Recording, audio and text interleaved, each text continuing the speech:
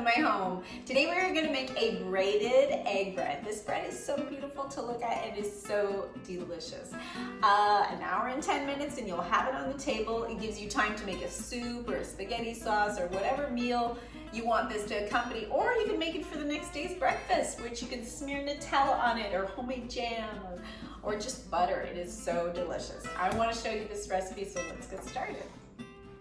All right, so you're gonna start off with 3/4 cups of warm tap water. Okay, to that you're gonna add your yeast. Here I'm using instant dry yeast, 2 teaspoons. Using traditional yeast, it'll just take a little bit longer to rise, so I always grab the instant dry yeast. So 2 teaspoons right in there. Also, I'm gonna add sugar to this. I have 3 tablespoons of sugar.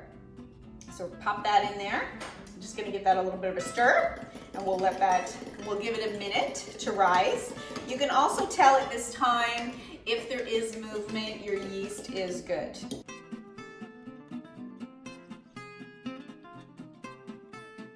So there is already movement, so we'll leave that there. And I'm gonna get started on my flour. What you wanna do is add the salt to the flour. And the reason is salt will actually kill yeast. Just like it kills bacteria, it will also kill yeast. So you do not want to add it to that, okay? All right, so here I'm gonna measure out 3 cups of flour. Today I'm using all-purpose flour.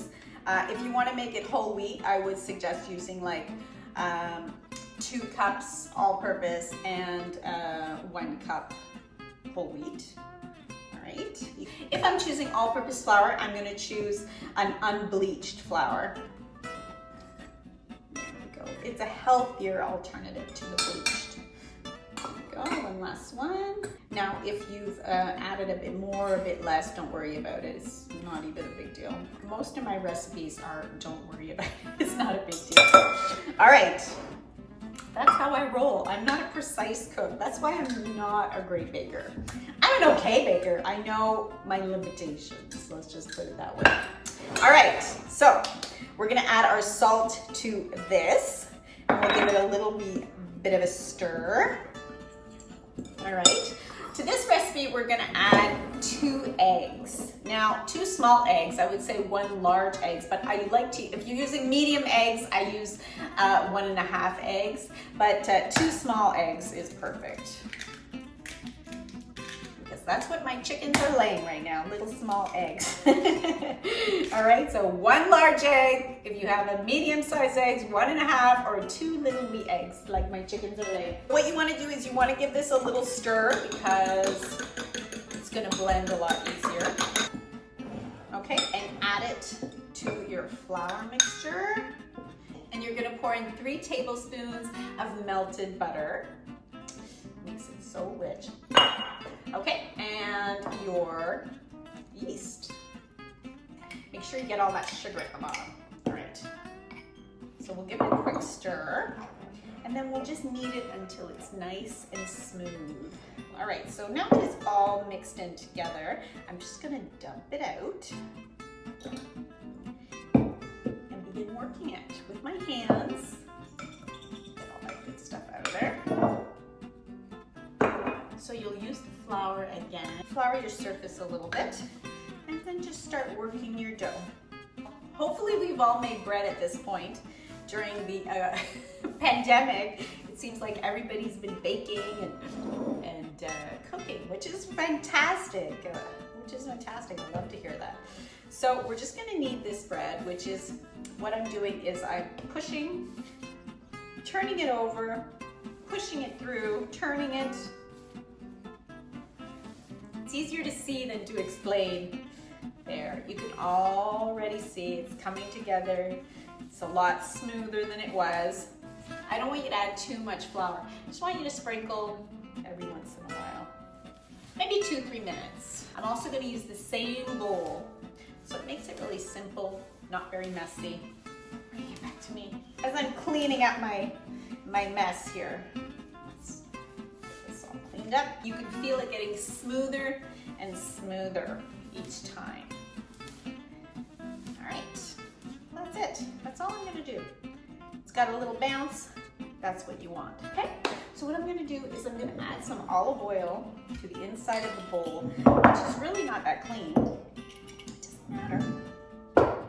I'm gonna throw my bread in there and wish it around so it kind of gets all the sides, all right? And then I'm gonna cover it with a piece of plastic wrap and put it somewhere warm until it doubles in size, which is usually an hour. There we go.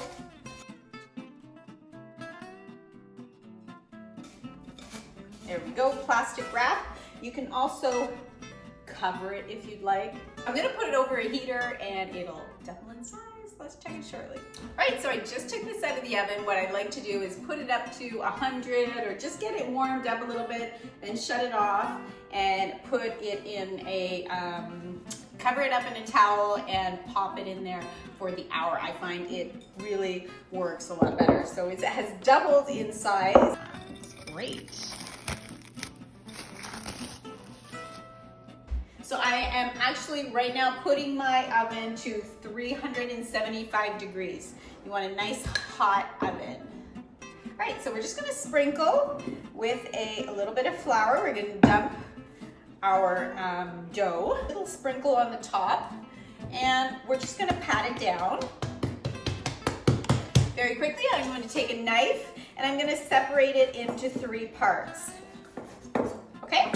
So those 3 parts, I'm gonna start by just rolling each one out. Spread my fingers out and just give it a nice roll. Try to get it as even as you can. Okay, so you're gonna do that to all 3 pieces. And then, if you've ever braided your daughter's hair, it's very similar. All right, so now that the 3 pieces are done, I always put the longest piece in the middle, whichever it may be. It really doesn't have to be precise.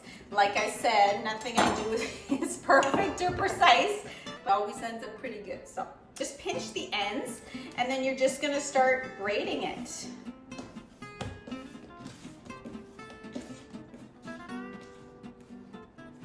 Like that. Not so bad. All right, so would you like me to do that a little slower? Okay, let me do it again. So you have your 3 pieces. I don't even know how I do it, I just do it. Okay, so over, under, over. So like, as if you're doing a braid. Somebody's hair, perfect, just like that. Then tuck, squeeze the ends and then tuck them under. And there you have it. So I have a,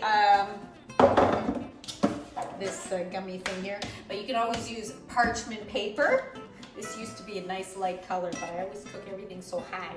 Okay, so just pop that on here and keep in mind it's gonna grow. So definitely use a cookie sheet. It's gonna puff right up.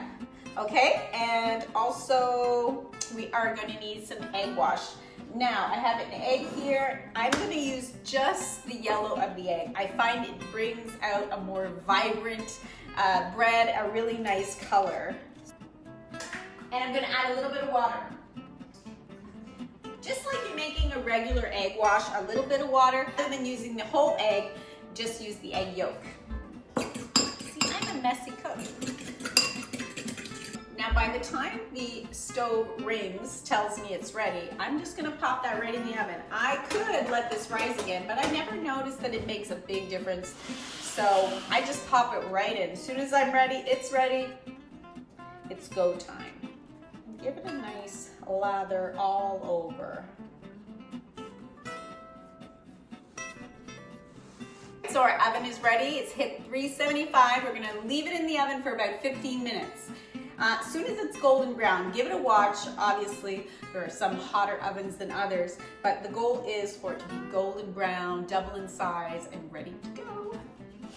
I've started using a timer just because I get preoccupied doing other things, like waiting. I'm not very good at waiting, so I always try to go do other things, and then I forget about it, and then I burn it. So I've started using the timer, and it's worked pretty well. So we'll wait. All right, so it's been 15 minutes. Ooh, looks golden brown, delicious. Look at that view. Grandma used to say, if you turn your bread over and you gave it a knock, if it sounded hollow, it was ready. So it's ready, let's eat.